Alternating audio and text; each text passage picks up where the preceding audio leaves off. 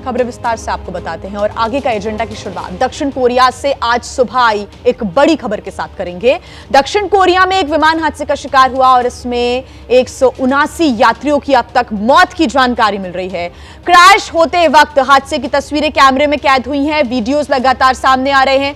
दक्षिण कोरिया की मीडिया का दावा है कि एक पक्षी से टकराने के बाद विमान रनवे पर उतरते वक्त क्रैश हो गया, रनवे से फिसलकर बाउंड्री वॉल से टकरा गया। दक्षिण कोरिया में भीषण विमान हादसा हुआ है जिसमें 179 लोगों की मौत की खबर मिल रही है। ये तस्वीरें भी आप देख रहे हैं, डराने वाली भयावह ये तस्वीरें हैं। रनवे से आगे फिसलता हुआ ये विमान जो कि क्रैश हो गया, बाउंड्री वॉल से टकरा गया और अचानक भीषण आग इस विमान में लगती है और अब तक 179 लोगों की मौत की जानकारी मिल रही है। कुछ मीडिया रिपोर्ट्स का दावा है ऐसा कि पक्षी से टकराने के बाद विमान क्रैश हुआ। इसमें टेक्निकल फॉल्ट आया होगा जब ये पक्षी से टकराया और उसके बाद लैंडिंग के वक्त रनवे पर फिसला ये यात्री विमान और दुर्घटनाग्रस्त हो गया। लैंडिंग के बाद यात्री विमान में भीषण आग लग गई, उसकी तस्वीरें आप देख रहे हैं। आपको बता दें कि इस विमान में कुल 181 लोग सवार थे। 2 लोगों के सुरक्षित होने का भी दावा किया जा रहा है। बताया जा रहा है कि उनको अस्पताल में देखरेख में रखा गया है और अभी तक की जानकारी के अनुसार 179 लोगों की मौत की जानकारी मिल रही है। दक्षिण कोरिया का ये मुआन इंटरनेशनल एयरपोर्ट जिसकी तस्वीरें आपके सामने, इसी रनवे पर जैसे ही विमान लैंड करता है ये फिसलता हुआ रनवे से नीचे उतरकर सीधे बाउंड्री वॉल से टकरा जाता है। हालांकि इसके पहले जानकारी ये भी मिल रही थी कि जो टेक्निकल फॉल्ट है उसकी वजह से यह हादसा हुआ, लेकिन ये क्यों हुआ, अब लगातार यह दावा किया जा रहा है कि एक पक्षी से पहले यह विमान टकराया और उसके बाद इसमें तकनीकी खामी आई।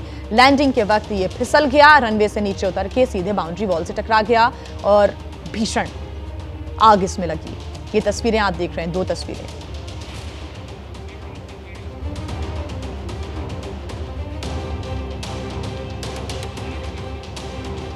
और इस पर हम आइए बातचीत कर लेते हैं क्योंकि भयावह और भयानक दर्दनाक सुबह सुबह ये हादसे की खबर सामने आई। ग्रुप कैप्टन रिटायर्ड प्रोफेसर टीके पांडे हमारे साथ जुड़े हुए हैं जो कि एविएशन एक्सपर्ट हैं। साथ ही हमारे संवाददाता विशाल पांडे भी हमारे साथ जुड़ गए हैं। एक छोटा सा अपडेट विशाल मैं आपसे लेना चाहूंगी। अभी तक जानकारी के अनुसार 179 लोगों की मौत हो गई है, 2 सुरक्षित बताया जा रहा है। क्या अपडेट है आपके पास इस हादसे से जुड़ा हुआ?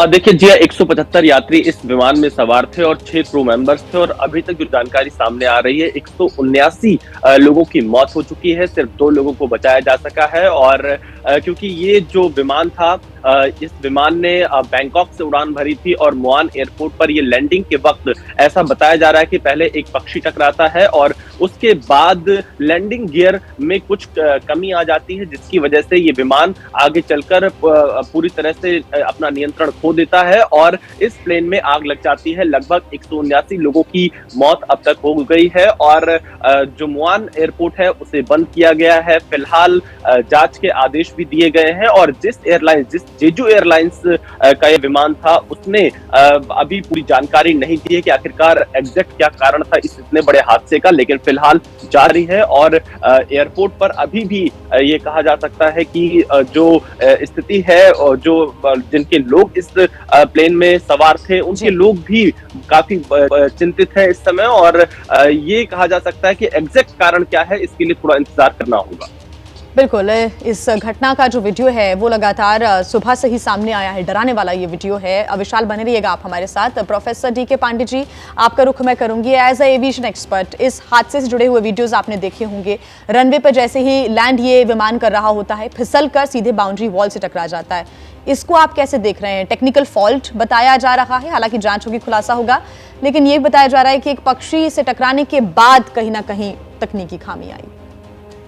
बिल्कुल, बहुत दुखद घटना है और आज सुबह जब ये घटना हुई तो किसी ने सोचा भी नहीं था क्योंकि जेटू एयर की जो हिस्ट्री है, एविएशन हिस्ट्री, ये बहुत ही अच्छी है और ये पहला उनकी हिस्ट्री में पहला ये फैटल एक्सीडेंट हुआ है।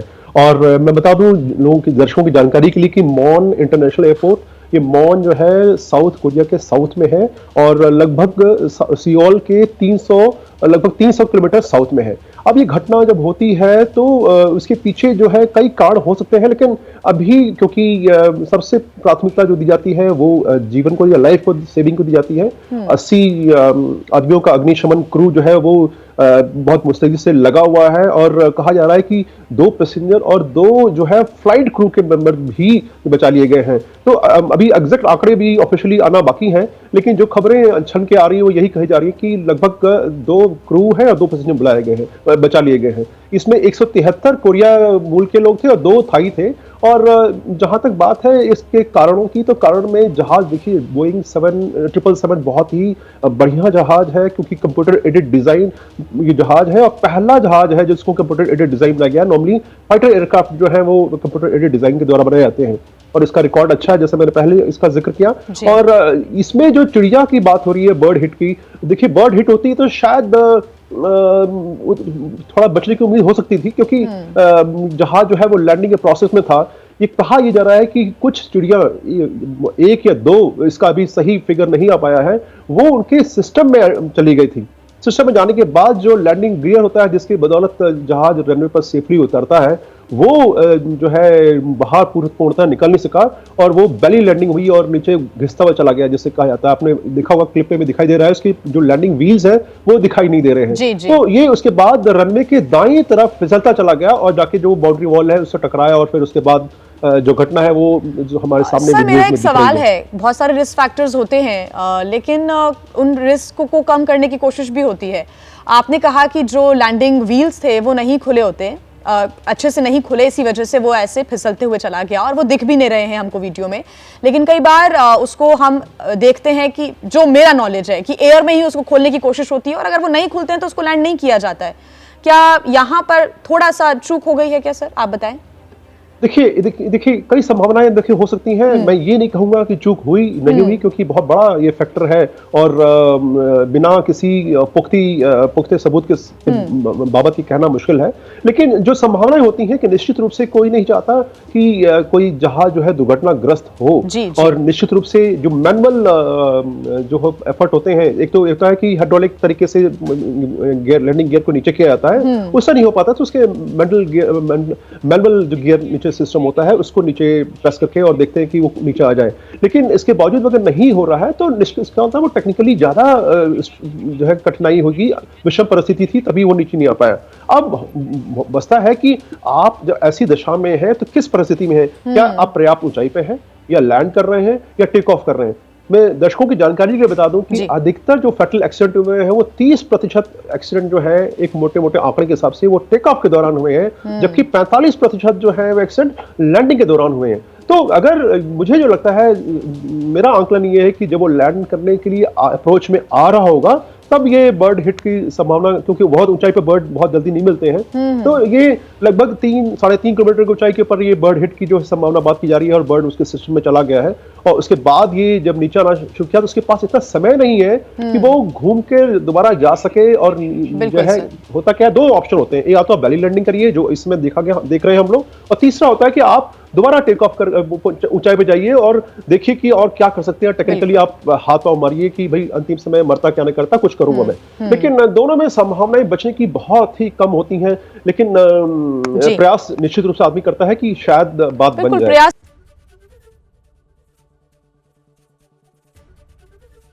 एबीपी गंगा, खबर आपकी, जुबान आपकी।